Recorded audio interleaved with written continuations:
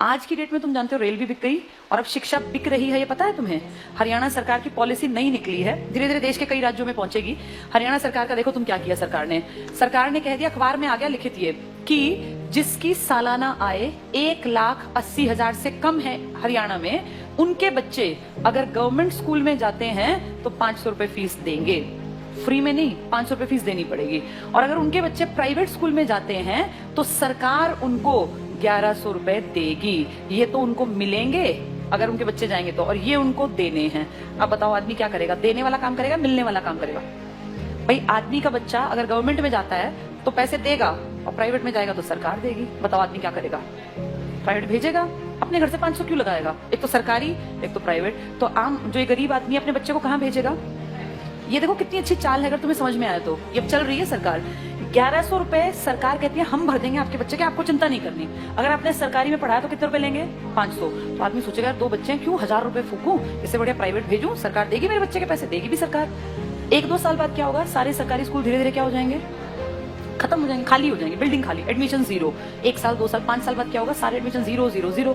फिर सरकार दिखाएगी बजट में कि तुम घाटे का नुकसान का सौदा है, सरकारी स्कूल बंद पड़े हैं जी, बिना बात इन टीचर्स को हम इतनी सैलरी दे रहे हैं, चपड़ासी रखे हुए हैं, हेडमास्टर है, कोई बेल बजाने वाला है, बच्चा तो कोई आता नहीं। तो कहेंगे काम करो, इसको बेचो, इस प्रॉपर्टी को बेचना स्टार्ट करो। सरकारी प्रॉपर्टी है, हर गांव में सरकारी स्कूल है। आप सोचो कितने स्कूल होंगे भारत में। धीरे धीरे करके अगले आने वाले 5 से 7 साल का भारत ऐसा बता रही हूँ मैं, जो होगा देखना तुम्हारे सामने। ये सारे स्कूलों का दाम निकलेगा। दाम इन द सेंस, भाई जहां जितने महंगी प्रॉपर्टी है महंगा। अब कौन खरीदेगा पूरे देश की बेल्ट को? जिसके पास पैसा है। तुम और मैं तो नहीं खरीद सकते देश के स्कूल, तो उस देश के पूरे स्कूलों को खरीदने का किसके पास पैसा है? अंबानी और अडानी ये ले लेंगे सरकार से कि जी हम इतने करोड़ रुपए आपको देते हैं, सरकारी स्कूलों के बदले हम डेवलप कर लेंगे। और फिर सरकार 1-2 साल बाद कहेगी हम बहुत नुकसान में जा रहे हैं, हमारे बस की 1100 रुपए देने नहीं है। अब गरीब आदमी फंस गया, उसका बच्चा उस टाइम तक 7वीं में पहुंच गया, मान लो पहली से स्टार्ट किया था, 5-6 साल दिए पैसे, अब अटका दिया, हम तो नहीं देंगे पैसे, पढ़ाना है पढ़ा लो, नहीं तो अनपढ़ रख लो। अब वो बेचारा गया कि वापस सरकारी में जाके देखो तो सरकारी पे तो ताला है, बोर्ड बदला हुआ है। किसके पास है वो बोर्ड? अब अंबानी। अब अंबानी अडानी प्राइवेट स्कूल है, तो वो जाके फीस पता करेगा तो भैया मैं तो नहीं पढ़ा सकता।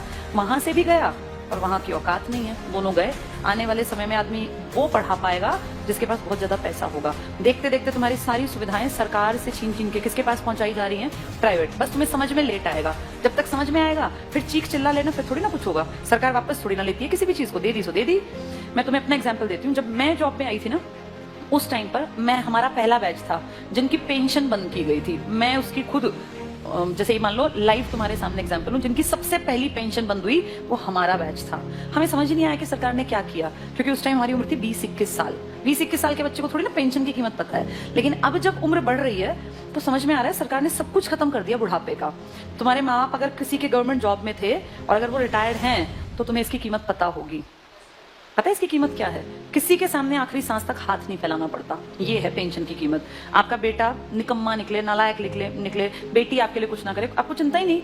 आपकी पेंशन आती है, 5-7 हजार रुपए में झाड़ू पोछा कपड़े बर्तन धोने वाली मिल जाती है। कोई भी एक मेड रख लो, 5-10 हजार की खाने